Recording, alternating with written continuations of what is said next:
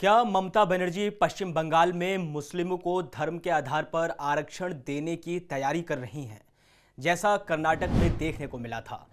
क्या ममता बनर्जी की नई ओबीसी की लिस्ट में मुस्लिम आबादी 57% को पार कर गई है? अगले साल पश्चिम बंगाल में विधानसभा चुनाव होने वाले हैं। ऐसे में सवाल उठता है कि क्या पहले ही मुस्लिम तुष्टीकरण की पराकाष्ठा पार कर चुकी ममता बनर्जी अब नया मील का पत्थर स्थापित करना चाहती हैं?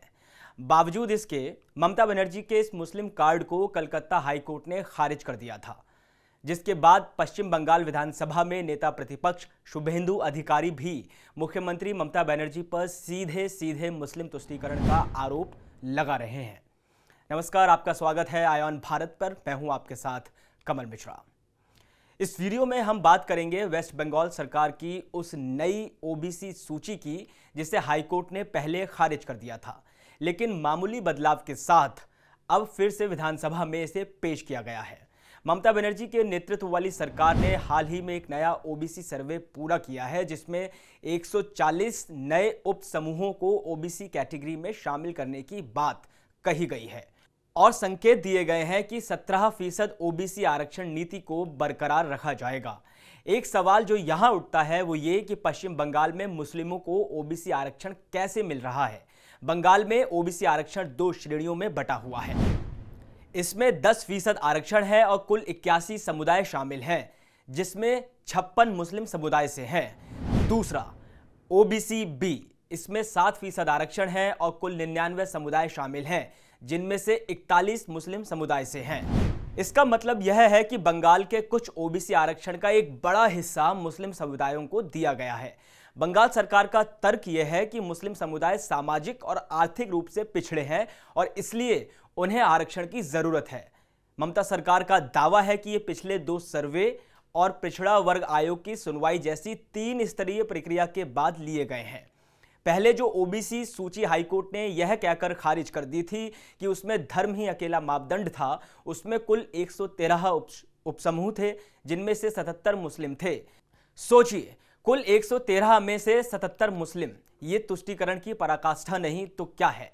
अब जो नई सूची आई है उसमें 140 उपसमूह हैं, जिनमें से 80 मुस्लिम समुदाय से हैं, यानी पहली वाली सूची से भी 3% ज्यादा।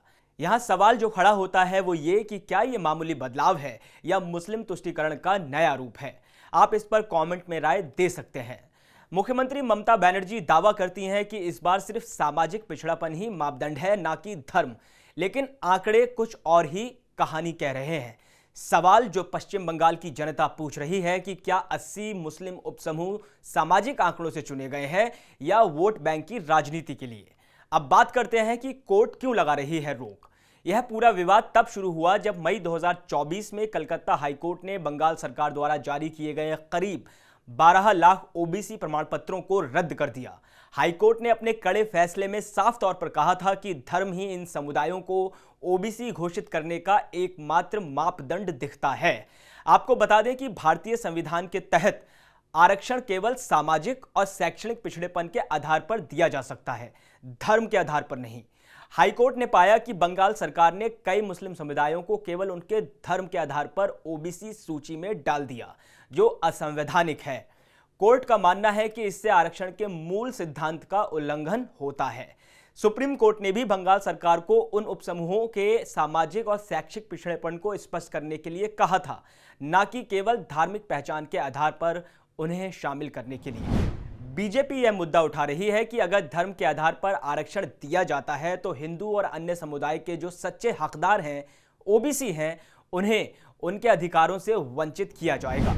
ममता बनर्जी सरकार इन मामले में कई मोर्चों पर सवालों के घेरे में है। हाईकोर्ट का फैसला सीधे तौर पर बंगाल सरकार पर धर्म आधारित आरक्षण देने का आरोप लगाता है, जो एक गंभीर संवैधानिक उल्लंघन है। नई सूची में मुस्लिमों का प्रतिशत 57.1 है। क्या बंगाल की ओबीसी आबादी में मुस्लिम इतने अधिक हैं या उन्हें राजनीतिक कारणों से जोड़ा गया है? हाईकोर्ट ने कहा था कि धर्म को ओबीसी वर्गीकरण का एकमात्र मापदंड बनाना संविधान के खिलाफ है। तब भी ममता सरकार वही रास्ता अपना रही है, धर्म के आधार पर लाभ देने का। विपक्ष के नेता शुभेंदु अधिकारी ने आरोप लगाया है कि यह तुष्टीकरण की राजनीति का ही नया रूप है। यह आरोप ममता सरकार की धर्मनिरपेक्षता की छवि को धूमिल करता है और उस पर मुस्लिम वोट बैंक को खुश करने की राजनीति का आरोप भी लगाता है। पश्चिम बंगाल की ममता बनर्जी सरकार की संविधान के खिलाफ सिर्फ मुस्लिम वोट बैंक बनाए रखने के लिए तुष्टीकरण की नीति पर अदालत से बार बार फटकार लग रही है, लेकिन ममता बनर्जी है कि वो मानने को तैयार नहीं है। वैसे तो ममता बनर्जी जब से पश्चिम बंगाल की मुख्यमंत्री बनी है तभी से उनकी जीत का एकमात्र फॉर्मूला मुस्लिम तुष्टीकरण है, जिसका सबसे ताजा उदाहरण मुर्शिदाबाद, मालदा और 24 परगना जिले में देखने को मिला। जहां वक्फ बोर्ड कानून के खिलाफ ऐसी हिंसा का दौर शुरू हुआ, वहां के हिंदुओं को अपना घर बार छोड़कर पलायन करना पड़ा। मुर्शिदाबाद में तो 3 हिंदुओं की मौत भी हो गई थी। हजारों हिंदुओं को घर छोड़कर पलायन को मजबूर होना पड़ा। एक तरफ हिंसा की आग में मुर्शिदाबाद जल रहा था, दूसरी तरफ सूबे की मुखिया ममता बनर्जी कोलकाता में मौलानाओं के साथ संवाद करने में व्यस्त रहीं। प्रदेश पुलिस पर निरंकुश बने रहने का आरोप लगा। ममता बनर्जी ने केंद्रीय बलों को वहां घुसने की इजाजत तक नहीं दी। कोर्ट के आदेश पर जब केंद्रीय सुरक्षा बलों को तैनात किया गया तब ममता बनर्जी ने इन सुरक्षा बलों पर ही हिंसा भड़काने का आरोप लगाया। सोचिए, इससे पहले भी ममता बनर्जी मुस्लिम तुष्टीकरण के लिए दुर्गा पूजा और प्रतिमा विसर्जन पर रोक लगा चुकी हैं और अब जब अगले साल विधानसभा चुनाव हैं तो किसी भी कीमत पर चुनाव जीतने पर जोर दे रही हैं।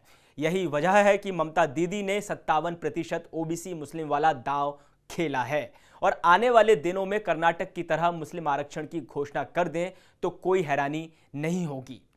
क्या ममता बनर्जी संविधान के साथ खिलवाड़ कर रही हैं? क्या यह मुस्लिम तुष्टीकरण नहीं है?